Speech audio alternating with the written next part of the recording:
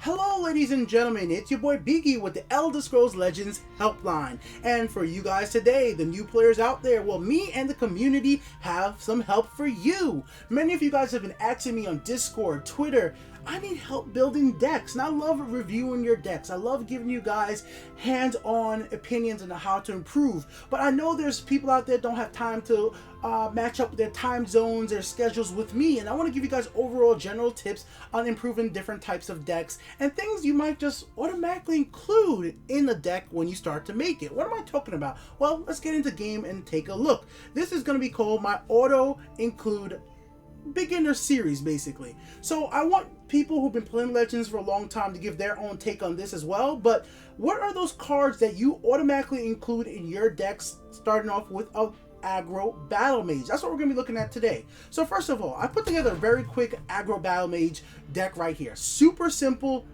just hit face. That's what the deck is about. It's going fast as possible. Northern Firebrand, Fiery Imp, Sharpshooter Scout, Alt. You know, you see the Northern Outpost is Captain, Shrieking Harpy if you need just a whole creature, Vanguard, Rage, Ally, Gatekeeper, Raiding Party, Shieldbreaker, Lightning Bolt, Batterman, and Vigilant. You know, just gonna smash into face. Off these cards, what were the first cards that I thought just to automatically put in the deck to start building the deck? Because you have to start somewhere. And there's some cards you should not even have to think about just to have. And these are my list of the top 3 cards you should automatically include in basically every aggro type battle mage. First of all, very obvious, is going to be Lightning Bolt. Lightning Bolt is just one of those key cards in most players' arsenals. It has a 89% usage on Legends decks. That's how many decks actually included in intelligence types of decks. That's amazing. 89%. Now, the next one, I'm not sure how many people are going to agree with me on this one, but I personally think the next auto include, especially because of the prophecy as well, is Gatekeeper. Gatekeeper is a great 3-drop and a prophecy. So you always want to have your prophecy card to be great magic cost, and even if you have to play from hand, it's actually quite valuable. So let's say if you have to play Gatekeeper from hand at turn 3, if you have something like Alt on the field, you can play into Gatekeeper, make this a 5 damage now, and now you can hit face with that. That's great right there. Give it to Fiery Imp. You could give it to a Northern Firebrand and just get that extra damage to face. It's really good. Even if you get a prophecy and you need to trade with a creature, and now it becomes a 4/2 guard, maybe be able to trade with another powerful guard that your opponent might have on the field or whatever it might be. So that's what's so important about Gatekeeper. It just gives you that extra powerful pop damage, and it could be itself a pretty strong guard to defend you against some powerful creature because it has good trading ability on its own. So that's why it's my second auto included card. Now for number 3, it's kind of well, I cheated a little bit. It's 2 cards. Number 3 is 2 cards. It depends on the situation. Situation 1, it's going to be Orc Clan Captain. So Orc Clan Captain is one of those cards, if you're playing super aggro charge, you're going to want a card like this to go ahead and power up all of your charge type creatures. So if you're playing Northern Firebrand, if you're playing into Vigilant, if you're playing into raiding parties, Battle Rage Orc, and you just want to hit face as fast as possible, Stormcloak, you know, if you're doing all these type of cards, you're going to want to have that extra bit of damage and be able to put a monster down at turn 2, and on turn 3 you pull out a raiding party, then just get them all powered up and just hit face, bam, bam, bam, is really good. And this is a great bait card as well. What I mean by bait cards are cards that you know that your opponents are going to remove. If you have on the field, let's say this is a scenario, you have yourself Orc Captain, you have yourself an Alt, and you have yourself 2 Northern Firebrands.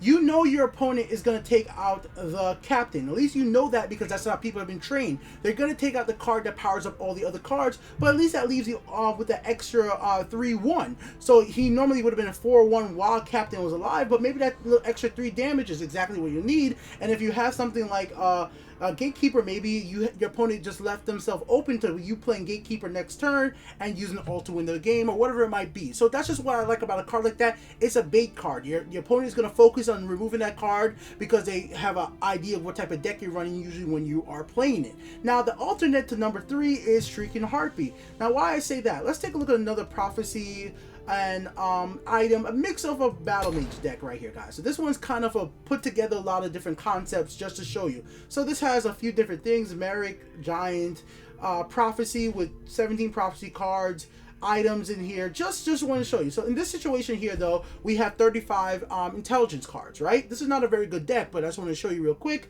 that in this situation, if you're playing a deck like this where you're more intelligence focused, a card like Shrieking Harpy might work out really much better, because if you're trying to control the battlefield, stop your opponent from killing one of your creature, attacking you to win the game, it just really holds them. It's a good card to get from Prophecy, a good card to play from hand, and once again, that's the best thing you want for Prophecy cards.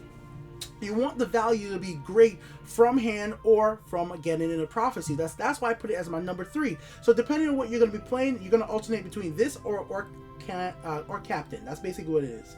That's what I'm thinking right there, because, you know, Shrieking Harpy could protect your Circle Initiate before, so you could get it just one more turn for it to stay alive to get its effect happening. So that's little things like that is what's really important. And obviously, if you're playing Shrieking Harpy, sometimes you're going to be playing like Cunning Ally. Once again, with 35 intelligence cards, you have a higher chance of getting Cunning Ally's effect to happen. In a situation like where you're playing, let's say if you're playing my other deck, like Hit Face, you may not want to play a Shrieking Harpy. I just wanted to put it in here just to show you. In a situation like this where you're playing Mighty Ally, you almost always want a Mighty Ally's effect to happen. So you might even be better to like, okay, I'm gonna take out Mighty Ally, Shrieking Harpy, and put in something else that works out quite well in a situation like this, maybe like Sentinel Battle Mace.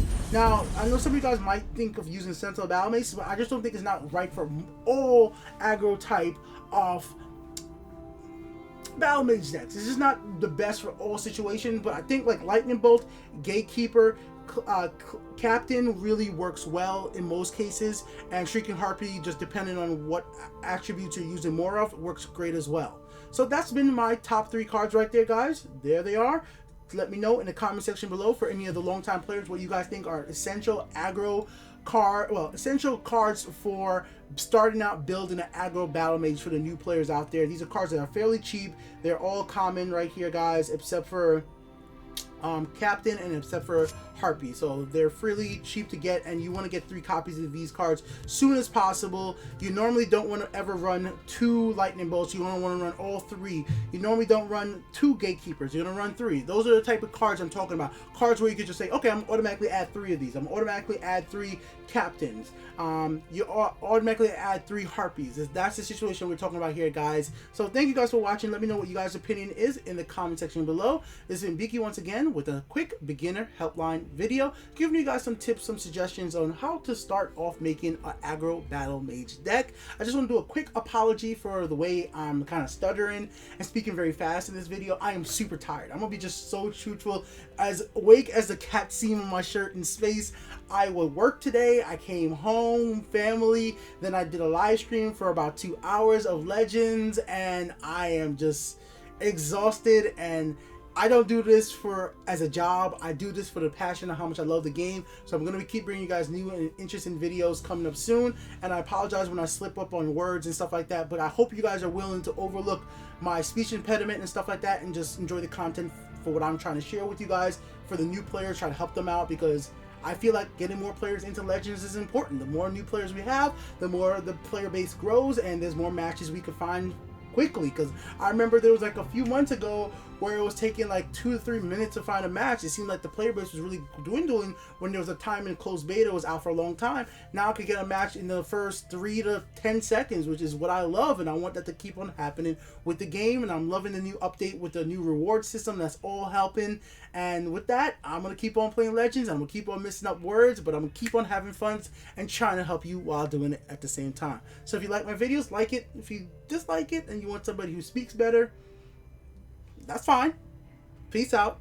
Everybody else, see you guys tomorrow for the next video. I'll be streaming as well at 4 p.m. Eastern Standard Time. That is my new time to stream Legends on Twitch. So check me over there on Twitch. Come join, have some fun. Let's play a few games. Till next time, later, ladies and